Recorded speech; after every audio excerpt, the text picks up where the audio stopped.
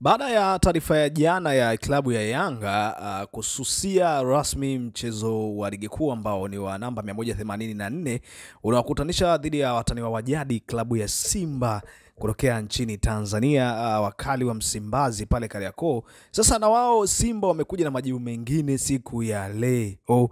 Wamekuja na taarifa yao ambayo inasema klabu ya Simba inatoa taarifa kwa wanachama, wapenzi na umma kwa mchezo namba 184 dhidi ya Yanga uliopangwa kufanyika tarehe 15 mwezi wa 6 2025. Anasema upo kama ulivyopanga. Hii bado ukisikia ubaya ubwela ndo hii. Waliendelea kusema tunawasimu msiadaike na kelele za mitaani. Wale ambao walinunua tiketi za mechi ya tarehe 8 mwezi wa 3 2025 wazitunze kwa ajili ya matumizi ya mchezo huo, na wale ambao hawajanunua tiketi wajiandae kununua baada ya tangazo la bodi ya ligi.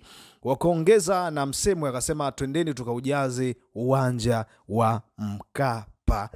Hawakuishia hapo tu bana, wakaendelea. Inafahamika wazi kuwa ligi kuu ya NBC inajumuisha timu 16 na si ligi ya timu moja. Kwa mujibu wa taratibu, kabla ya kuanza msimu, vilabu vyote 16 ushiriki vikao na kutoa mapendekezo ya kuboresha kanuni na taratibu ili kuimarisha ligi yetu.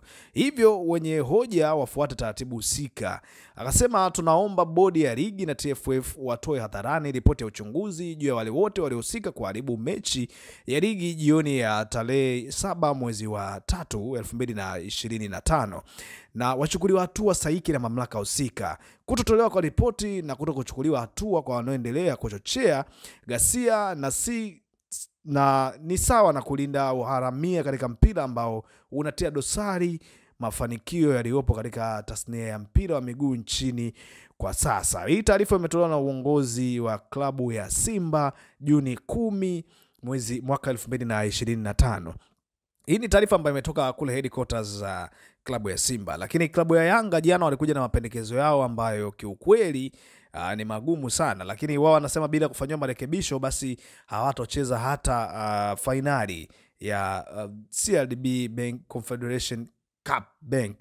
Ni mashindano ambayo yanafanyika ikiwa na udhamini wa CRDB, lakini Yanga wanasema hawatoenda Zanzibar kushiriki kama hawatopokea reforms ambazo wamezidimandi wao. Kama wao wanataka bodi ya ligi iweze kujiuzulu kwa viongozi ambao walikuwepo kwa sababu wameshindwa kusimamia kanuni, lakini pia wanataka pointi 3 ambazo za ule mchezo namba 184 kwa sababu wao walifika uwanjani na Simba haikuleta timu yake. Kwa hiyo wanadai wana haki zote za kuweza kukabidhiwa pointi 3 katika mchezo ule. Lakini pia wanataka uongozi wa TFF na makosa yote ambayo wako nayo basi akachukuliwa hatua kila mtu ambaye anaonekana ni mdhaifu ama anaonekana na makosa kwenye tukio zima hili ambalo linaendelea. Lakini Simba na wao wamekuja na kwao wanajibu, wanasema bana kama ligi basi ya timu moja basi kweli Yanga anatakiwa kupendelewa, lakini kama inahusisha timu 16 basi kila mmoja anatakiwa kupata haki yake, kwa sababu kama sheria na kanuni basi mwanzoni kila mtu alisubmit vitu vyake ambavyo anavitamani viweze kubadilika na mapendekezo ambayo yafanywe marekebisho ili vitu viweze kwenda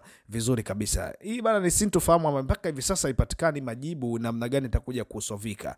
Lakini bodi ya ligi siku ya jana ilisema kwamba rasmi mchezo upo kama kawaida na tiketi zitaanza kutangazwa rasmi kuweza kuuzwa. Leo Simba wameunga mkono ya bodi ya ligi, lakini Yanga wao wanasema hatuchezi. Hatujui itakuwa namna gani ambavyo itaenda kutamatika, lakini endelea kuwa karibu na Locha Media, tutakuletea updates kwenye kila hatua ambayo ipo ili kupata majibu sahihi na mazuri ambayo yatakusaidia kuweza kujua hatima ya jambo hili. Bye bye.